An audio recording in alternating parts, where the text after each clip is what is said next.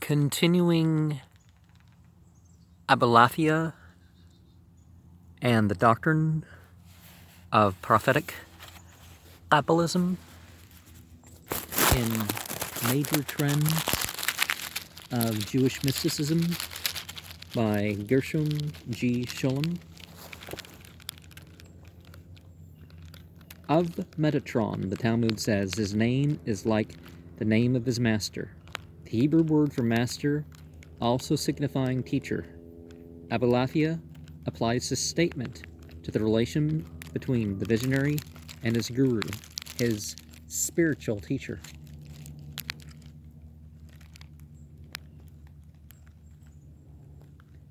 Its significance is seen to lie in the fact that in the state of ecstasy, man becomes aware of his intrinsic relationship with God. Although he is apparently confronted with his master, he is yet in some way identical with him. The state of ecstasy, in other words, represents something like a mystical transfiguration of the individual. This experience of self-identification with one's guide or master, and indirectly with God, is mentioned several times by Abulafia. But nowhere does he write about it with complete and utter frankness. The following passage, for instance, is taken from an unpublished fragment called The Knowledge of the Messiah and the Meaning of the Redeemer. This science of mystical combination is an instrument which leads nearer to prophecy than any other discipline of learning. A man who gains his understanding of the essentials of reality from books is called Hakam, a scholar, and if he obtains it from the Kabbalah, that is to say from one who has himself obtained it from the contemplation of the divine names, or from another Kabbalist, then he is called Mevin, that is, one who has insight. But if his understanding is derived from his own heart, from reflecting upon what he knows of reality, then he is called Datan, that is, a Gnostic. Oh, that's probably Datan, right? He whose understanding is such as to combine all three, to wit, scholarly erudition, insight obtained from a genuine Kabbalist, and wisdom reflecting deeply upon things of him, I am not indeed going to say that he deserves to be called a prophet, especially if he has not yet been touched by the pure intellect, or if touched, that is to say, in ecstasy, does not yet know by whom. If, however, he has felt the divine touch and perceived its nature, it seems right and proper to me, and to every perfected man, that he should be called a master, because his name is like the name of his master, be it only in one, or in many, or in all his names. For now he is no longer separated from his master, and behold, he is his master, and his master is he, for he is so intimately adhering to him. It is here that the term Debakuth is used, that he cannot by any means be separated from him, for he is he. He is he being a famous formula of advanced Muslim pantheism.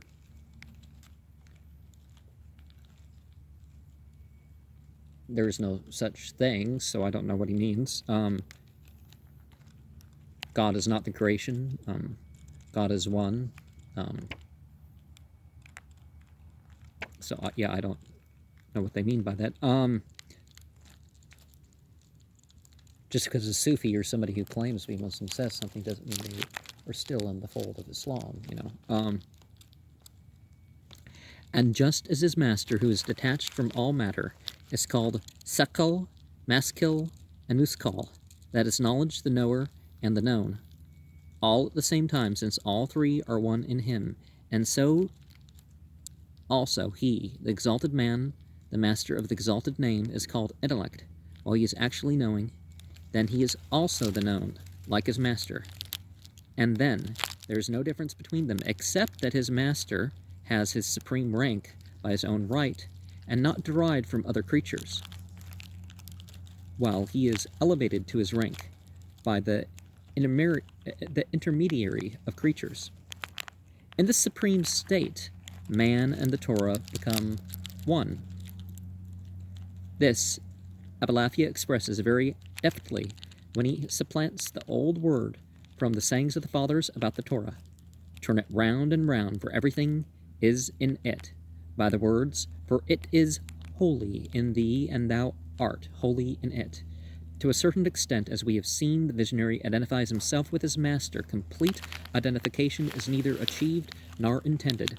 All the same, we have here one of the most thoroughgoing interpretations of the meaning of ecstatic experience to which rabbinical Jewry has given birth. Hence the fact that nearly all Kabbalists, who in everything else follow the steps of Abulafia, have, as far as I can see, recoiled from this remarkable doctrine of ecstatic identification.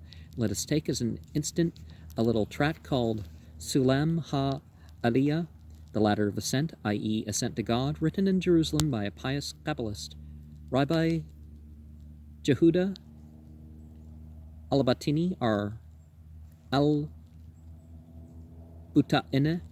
one of the exiles of Spain. It contains a brief statement of Abulafia's doctrine, and its 10th chapter, which I once had an occasion to publish, describes the paths of loneliness and the preliminaries of adhesion, devakuth, in other words, the theory of ecstaticism, but nowhere does it make the slightest mention of those radical consequences of Abulafia's methods, and of the images employed by him, although for the rest its description is interesting and impressive enough. The content of ecstasy is derived by the followers of Prophetic Kabbalism by yet another and even stranger term which deserves, for the unexpected turn it takes, the special attention of the psychologist.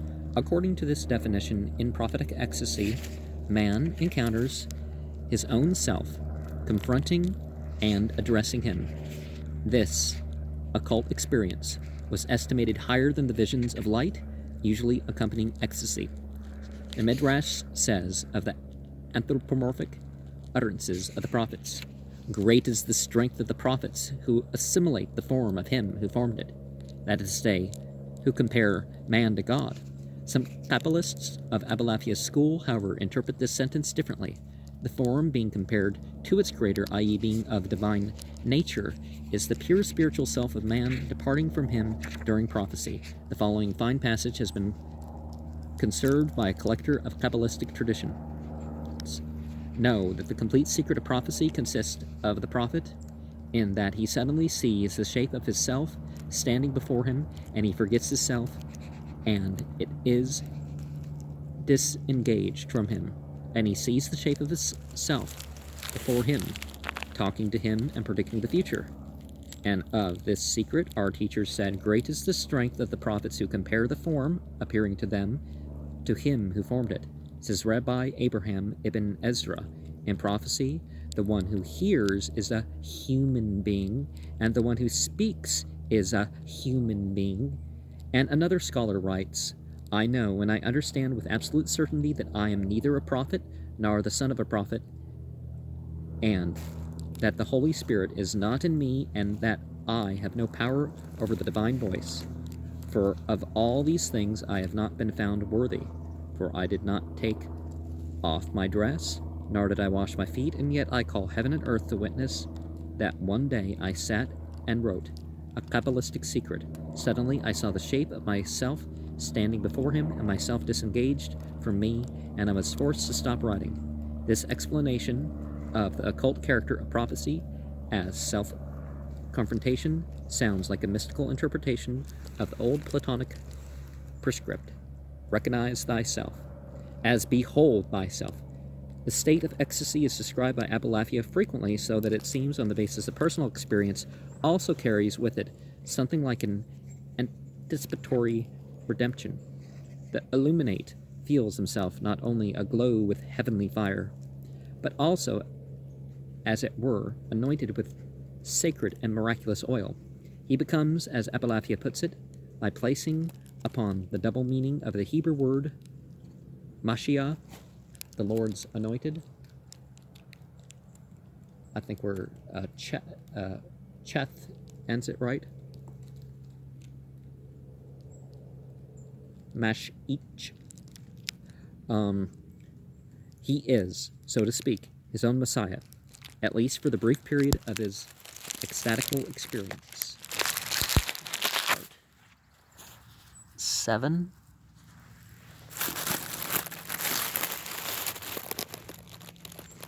Abulafia calls his method the path of the names, in contrast to the Kabbalist of his time, whose doctrine concerning the realization of the divine attributes it referred to are the path of the Sephiroth. Only together, the two paths from the whole of the Kabbalah, the path of the Sephiroth, the rabbinical, and that of the names, the prophetic Kabbalah. The student of the Kabbalah is to begin with the contemplation of the 10 Sephiroth.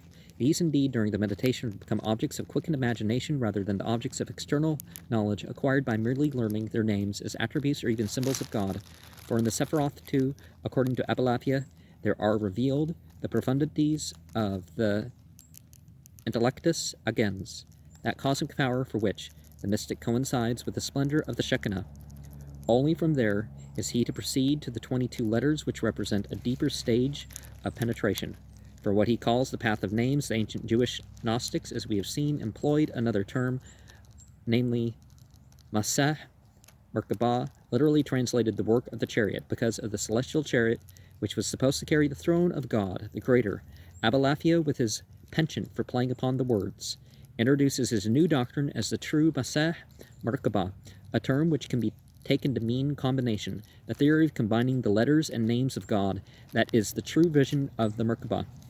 It is true that where he describes the 7 stages of knowledge of the Torah, from the inquiry into the literal meaning of the word to the stage of prophecy, he draws a distinction between Prophetic Kabbalism, which is the 6th stage, and the Holy of Holies, to which it is merely the preliminary.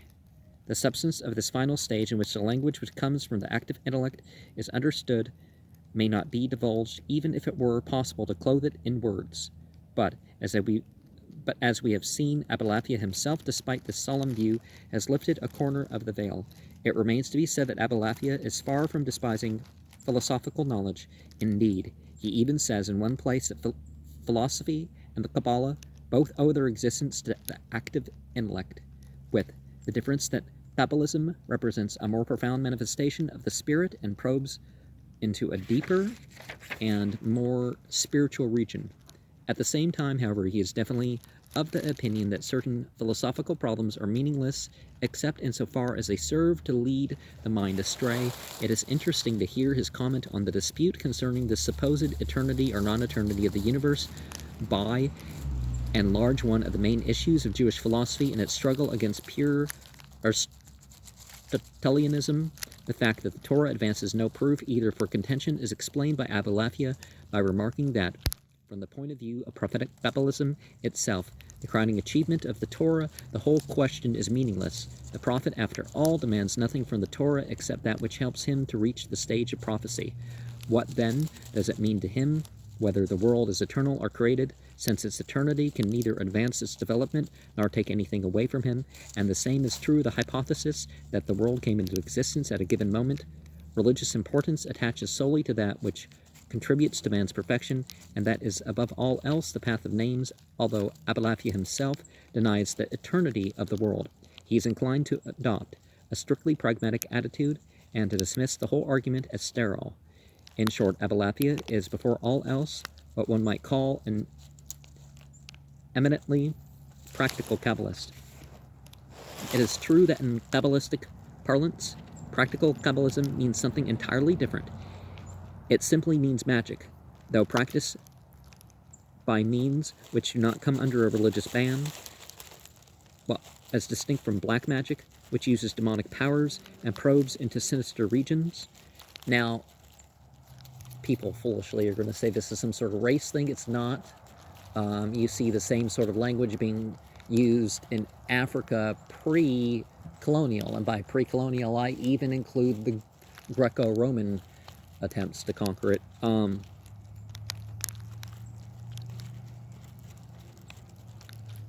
There are words that distinguish what you're changing the consciousness with. Like the ancient Egyptians used the word her in the middle of it, and has this little fire thing. And seen meant it was an external form, and sod, I don't know what the ancient Egyptians called the letters. They didn't really list that out, did they?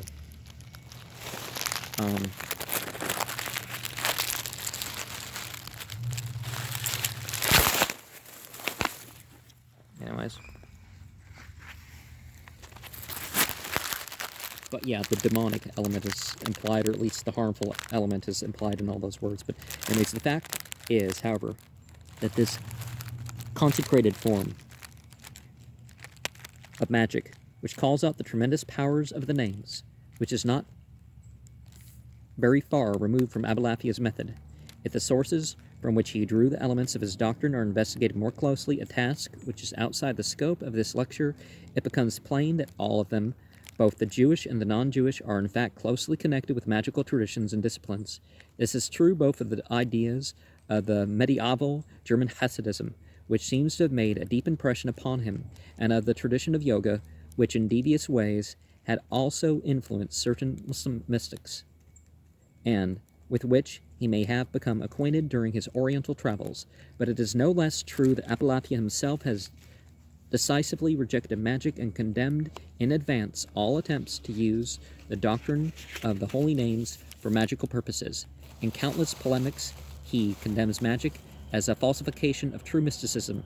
He does admit a magic directed towards one's own self, a magic of inwardness, I think, that is the general name one could give to his doctrine, but none which aims at bringing about external sensory results.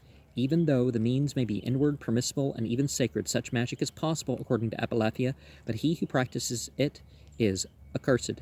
Already in his first known work, Abulafia maintains that the conjuration of demons, although as a matter of fact based on a delusive fantasy, was just good enough to strike the rabble with a healthy terror of religion.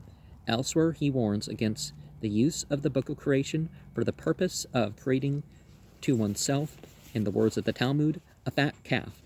They who want this, he says bluntly, are themselves cats.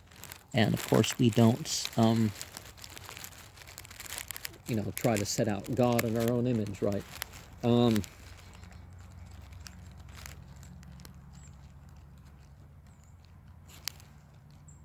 Or list out God and only serve God under the terms that we,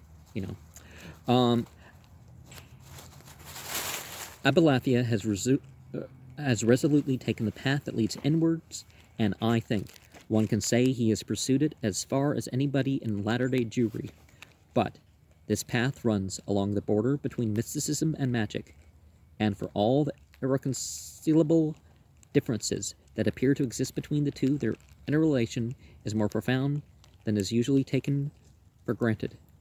There are certain points at which the belief of the mystic easily becomes that of the magician, and Abulafia's magic of inwardness, which I have just outlined, is one of them. Although he himself escaped the danger of sliding insensibly from the meditative contemplation of the holy names into magical practices aimed at external objects. Many of his successors fell into confusion and tended to expect from the inward path the power to change the outer world. The magician's dream of power and lordship over nature by mere words and strained intention found its dreamers in the ghetto also, and formed manifold combinations with the theoretical and practical interests of mysticism proper. Historically, Kabbalism presents itself as almost invariably as a combination of the two. Abulafia's doctrine of combination, Hokmath Ha-Saruf, came to be regarded by latter generations as the key not only to the mysteries of divinity, but also to the exercise of magical powers.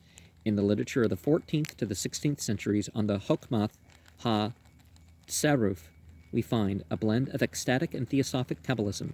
Thus, for instance, a writing of this character could even be ascribed to Maimonides, who appears here as a practical magician and thaumaturge. And thus, instructions concerning meditation on the different possibilities of vocalizing the tetragrammaton are given in the very awkward book Bereth Menuha, The Order of Calmness, which was almost the only one of these books to be printed. Now, as much as we can say that earlier Semitic languages had this, the ancient Egyptian had it. Of course, there were different spellings. Not all of them were 4 letters. And the ancient Egyptians, where it's from, entities are limits like gender and stuff that were often listed with entities that were called by this.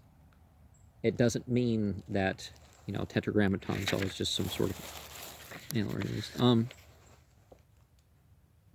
protocol. This was always one of these books to be printed. These instructions concerning meditation describe the lights flashing up in the soul of the devotee, but at the same time dwell rather extensively on the magical application of the names of God. Yet in the two great works of the Kabbalist, Joseph ibn Sayah of Jerusalem, which were composed about 1540 of the Common Era, some of the Solomonic traditions start in the 1500s of the Common Era, and which we possess in manuscript. Both sides of this Jewish yoga are brought into a system and pushed to excess. Meditation endeavoring to reveal ever deeper layers of the soul and more of its secret lights, and magical application of the forces of the soul thus revealed by inward meditation. Finally, it may be interesting to note that in the writings of some Kabbalists, the great name of God appears as the supreme object of meditation in the last hour of the martyrs. In a powerful speech of the great mystic Abraham ben Eliezer Halevi of Jerusalem, died about 1530, we find a recommendation to those who face martyrdom. He advises them to concentrate, in the hour of their last ordeal, on the great name of God, to imagine its radiant letters between their eyes, and to fix all their attention on it. Whoever does this will not feel the burning flames or the tortures to which he is subjected. And although this may seem improbable to human reason, it has been experienced and transmitted by the holy martyrs. 8. Of the attractive power of these ideas and practices, we possess a very precious testimonial. An anonymous disciple of Abulafia's wrote a book in 1295 of the Common Era, apparently in Palestine, in which he sets forth the basic ideas of prophetic Kabbalism, discussing 3 paths of expansion, i.e., of the progress of the spirit from the corporeality to an ever purer spiritual apprehension of objects. He has interpolated an autobiographical account. In it, he describes very accurately and without doubt reliably his own development, as well as his experiences with Abulafia and the latter's Kabbalah. He does not name Abulafia, but from the description he gives and the kindred ideas he employs, there can be no doubt to whom he alludes. This book is called Sha'ari Static, the Gates of Justice. 4 manuscripts of it are extant, but only 2 of them contain this autobiographical account, which obviously in the other 2 has fallen a prey to that previously mentioned self-censorship of the Kabbalists, who are adverse to confessions of an all too intimate character.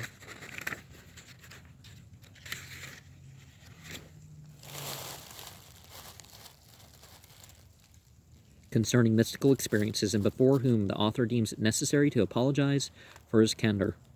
I believe it will be a good illustration for what I have been saying if I give the main parts of this account, which in my opinion is of extraordinary psychological interest. I, so-and-so, one of the lowliest, have probed my heart for ways of grace to bring about spiritual expansion, and I have found 3 ways of progress to spiritualization: the vulgar, the philosophic, and the Kabbalistic way. The vulgar way is that which I learned is practiced by the Muslim ascetics. They employ all manner of devices to shut out from their souls all natural forms, every image of familiar natural world. Well, it's not part of Islamic practice to disassociate with the natural, so I'm not sure. Well, but you get the sensory deprivation sort of thing. Then they say, when a spiritual form, an image from the spiritual world, enters their soul, it is isolated in their imagination and intensifies the imagination to such a degree that they can determine beforehand that which is to happen to us. Upon inquiry, I learned that they summon the name Allah, as it is in the language of Ishmael. I investigated further, and I found that when they pronounce these letters, they direct their thought completely away from every possible natural form, and the very letters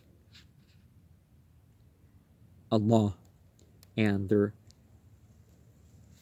diverse powers work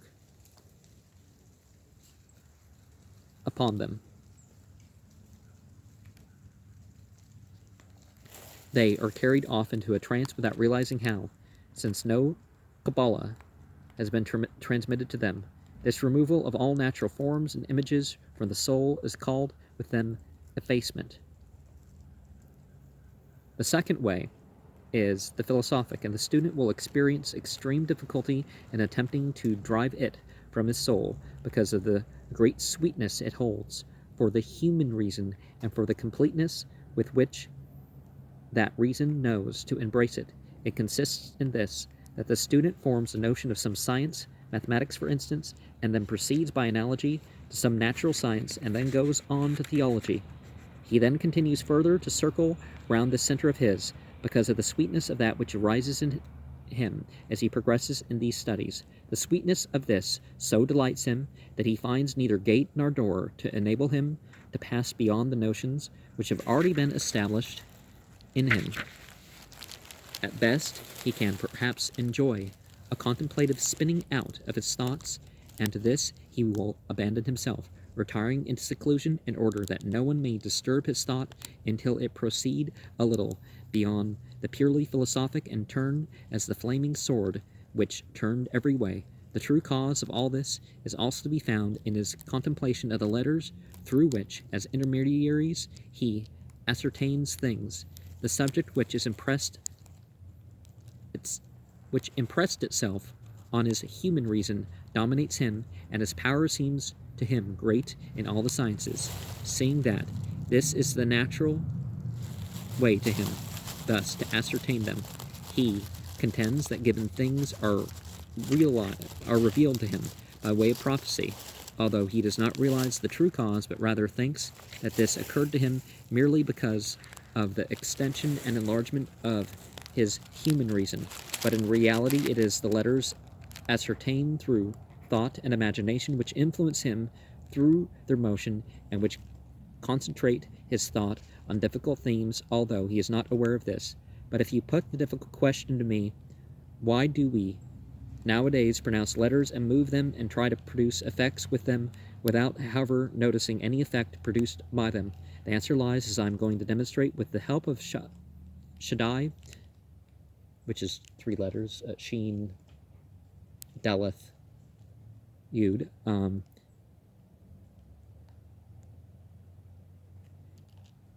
In the third way of inducing spiritualization, and I, the humble so-and-so, am going to tell you what I experienced in this matter. Know, friends, that from the beginning I felt a desire to study Torah and learn a little of it and of the rest of Scripture, but I found no one to guide me in the study of the Talmud, not so much because of the lack of teachers, but rather because of my longing for my home and my love for father and mother. At last, however, God gave me strength to search for the Torah. I went out and sought and found for several years, and stayed abroad studying Talmud. But the flame of the Torah kept glowing within me, though without my realizing it. I returned to my native land, and God brought me together with a Jewish philosopher with whom I studied some of Maimonides' Guide of the Perplexed, and this only added to my desire. I acquired a little of the science of logic and a little of natural science, and this was very sweet to me. As you know, nature attracts nature, and God is my witness. If I had not previously acquired strength of faith by what little I had learned of the Torah and of the Talmud, the impulse to keep many of the religious commands would have left me, although the fire of pure intention was ablaze in my heart. But what his teacher communicated to me in the way of philosophy on the meaning of the commandments did not suffice me until the Lord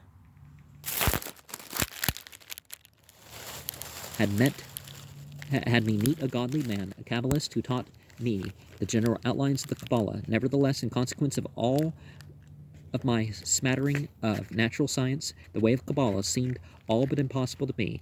It was then that my teacher said to me, "My son, why do you deny something you have not tried?" Well, sometimes things seem wrong and you don't try it for that reason, but we'll see here. Much rather would it befit you to make a trial of it. If you then should find that it is nothing to you, and if you are not perfect enough to find the fault within yourself, then you may say that there is nothing to it. But in order to make things sweet to me, until my reason might accept them, and I might penetrate into them with eagerness, he used always to make me grasp in a natural way everything in which he instructed me. I reasoned thus within myself: there can only be gain here and no loss. I shall see if I find something in all of this that is sheer gain, and if not, that which I have already had will still be mine. So I gave in, and he taught me the method of the permutations and combinations of letters, and the mysticism of numbers, and other paths of the book. Yet Sarah, in each path he had me wander for 2 weeks until each form had been engraven in my heart. And so he led me on for 4 months or so, and then ordered me to efface everything. He used to tell me, "My son, it is not the intention that you come to a stop with some finite or given form, even though it be of the highest order. Much rather, this is the path of names. The less understandable they are, the higher their order, until you arrive at the activity of a force which is no longer in your control, but rather your reason, and your thought is in its control." I replied, "If that be so, that all mental and sense images must be effaced, why then do you, sir, compose books in which the methods of the natural scientist are coupled with instruction in the holy names?" He answered, "For you and the likes of you among the followers of philosophy, to allure your human intellect through natural means, so that